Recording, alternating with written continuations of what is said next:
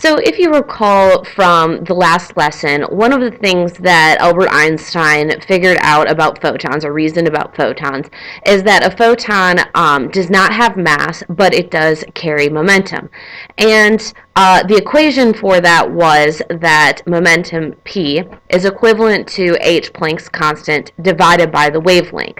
Since we can't use the momentum equation that we learned about when we did large-scale objects, was that p equals mass times velocity, since a photon does not have mass. Okay, so what I'm going to discuss in this brief lesson is an experiment called Compton Scattering, which proved that photons had momentum even though they didn't have mass.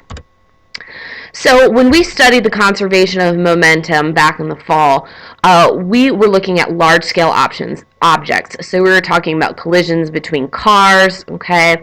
And basically what happens when two objects collide is an initial object carries the momentum relative to its mass times velocity, and when it encounters another object, it then transfers its energy to that object, therefore giving that object momentum, okay? But the momentum of the two objects at the beginning is equivalent to the momentum at the end, okay? So if we look at the case of a pool ball, if you have a cue ball here and it strikes the 8-ball, this 8-ball is going to take some energy from the cue ball and fly off in some direction, okay? And then the cue ball will deflect off in another direction as well. So some of the energy is transferred from the cue ball to the 8-ball, but overall the momentum of the cue ball at the beginning is going to be equivalent to the momentum of the 8-ball and the cue ball at the end. Okay, so this was essentially the experiment that was performed in order to prove that photons had momentum. The experiment was called Compton scattering.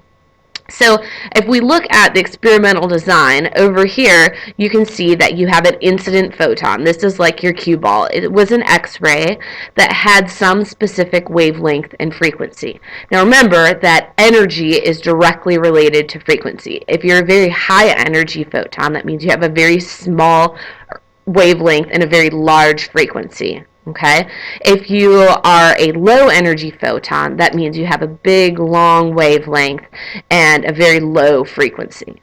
Okay, so what happened to prove that the photon had momentum is we shot that photon at a mass particle, an electron. And when it collided with that electron, just like the 8-ball deflected off, so did the electron. It deflected off in this direction, okay?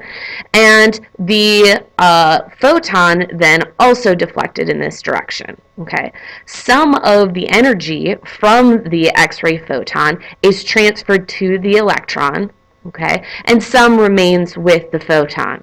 So if we look at the question that it has up here, it says the frequency of the scattered photon relative to that of the incident photon. Would it increase, decrease, or remain the same? So because some energy has transferred to the recoiling electron, that means the photon has lost some energy. So how does that affect the frequency? It's going to decrease the frequency, okay, and increase the wavelength.